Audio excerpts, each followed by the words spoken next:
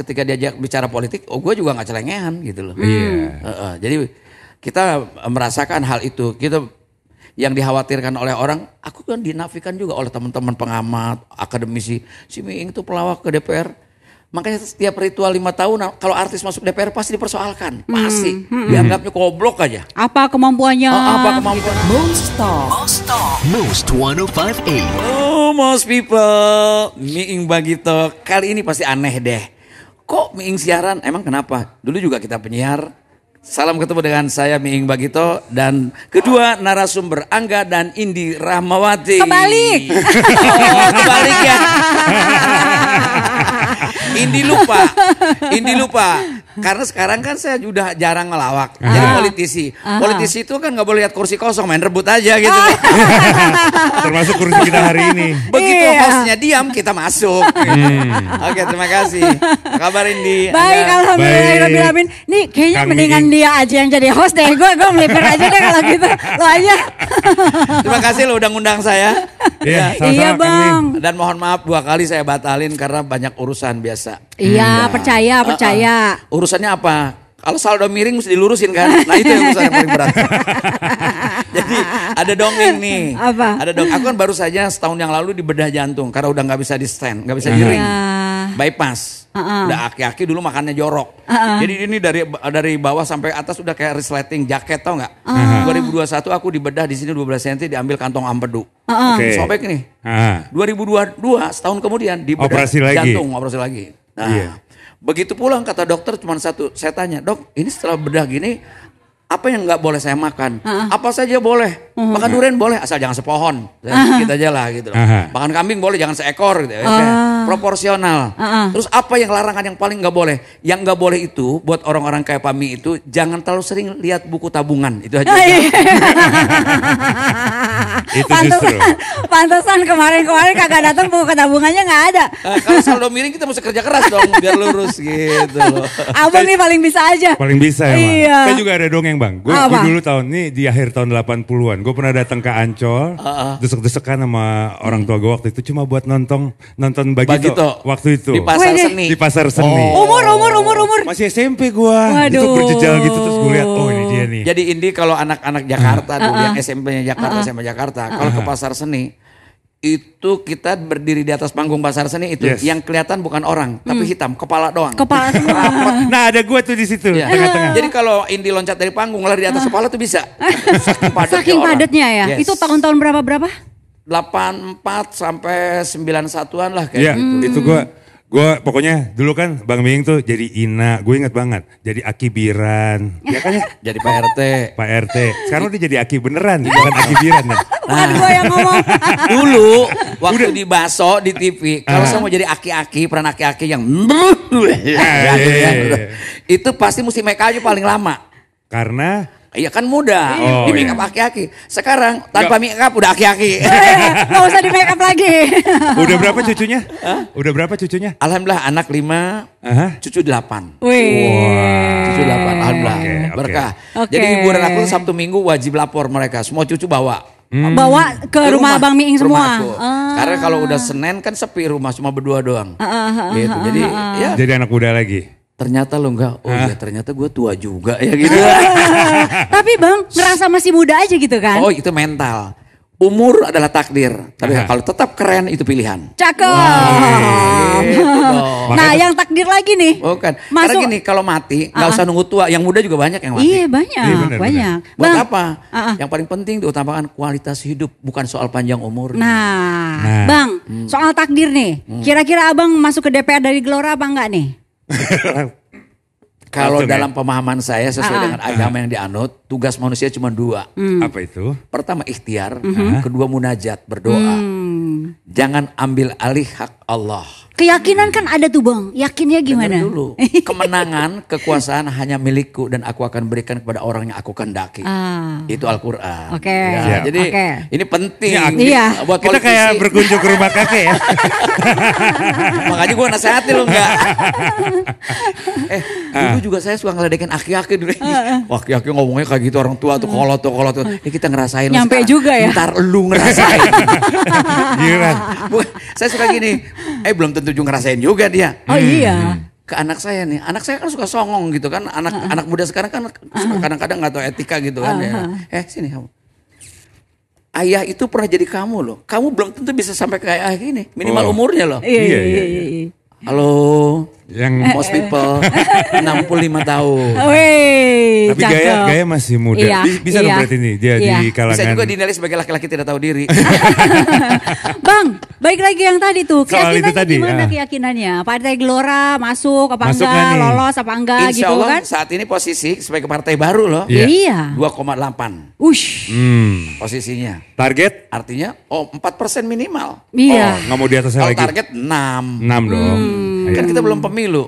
Kan masih ada pergerakan. Ada kemungkinan orang berpikir lain. Gitu. Mana tahu setelah nonton Mos Talk ini orang berubah. Semuanya memilih ke sini. Kan prinsipnya gelombang gitu Bang. Dia kecil, kecil. Gelora itu adalah gelombang rakyat Indonesia. Ini artinya bahwa gelombang itu era energi rakyat Indonesia yang bergerak terus ke arah depan.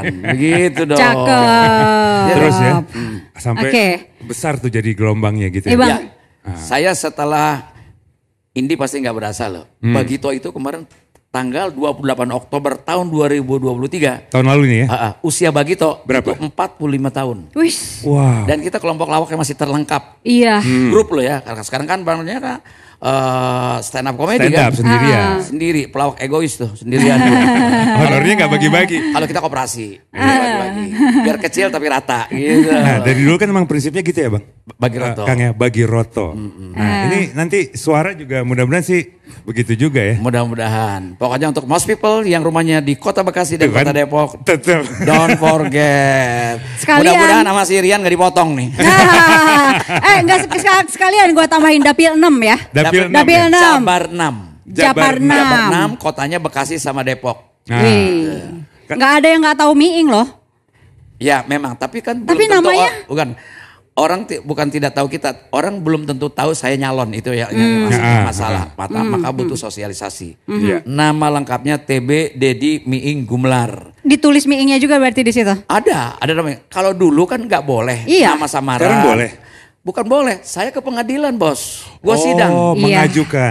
Kayak terdakwa gitu di sidang ditanya, kenapa alasan takutnya untuk kejahatan kan, nggak untuk politik, jujur harus untuk politik. Jadi sekarang TB Dedi Miing Gumelar, karena dulu orang nyari nama saya sampai nggak milih karena tidak ada nama Miing. Iya. Dia cari-cari kan Miing. Sekarang nggak usah cari TB-nya segala macam, ada Miingnya itu aja.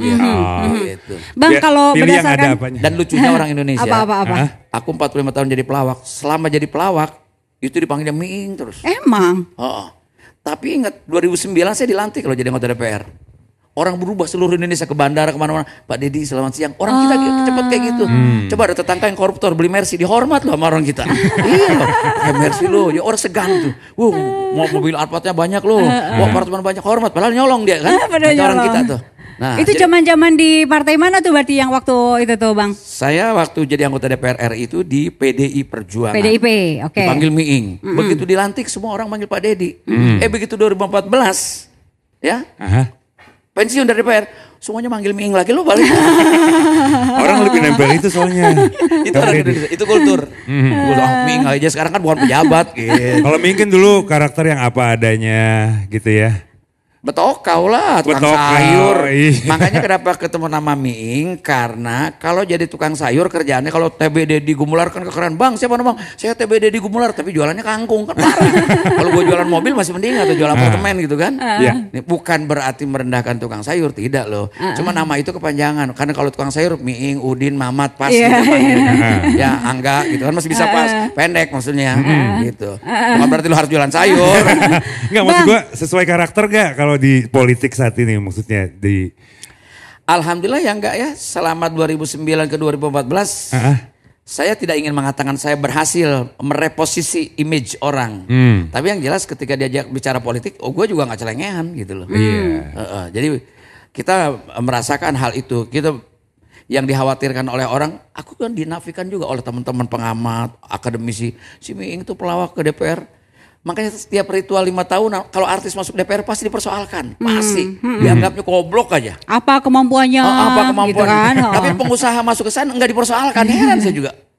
Gitu. Mungkin karena popularitas doang yang dimanfaatkan gitu. Artis itu di pandangan para pengamat, para akademisi atau para politisi mungkin dianggapnya semacam lack knowledge ya. Jadi nggak berpengetahuan gitu loh.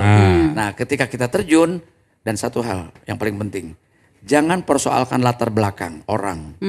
Karena di undang-undang itu setiap warga negara berhak dipilih dan memilih selama tidak terpidana. Ya. Oke, jadi bukan soal jangan ditanyakan dia kerjaannya kemarin apa, gitu kan? Apa aja, siapa aja berhak. Kolehannya Indi banyak loh, banyak. Ya kan? News anchor yang tiba-tiba menjadi politisi dan bagus, gitu. Nah, itu artinya bahwa yang ditanyakan apa yang mau akan dia lakukan besok. Betul. Nah, saya selalu mengingatkan pada artis-artis, mungkin teman-teman artis sudah punya modal sosial, dikenal, dengan mudah dia buka pintu. Tetapi kita koreksi diri kita, apakah kita ini passionnya memang di politik atau tidak?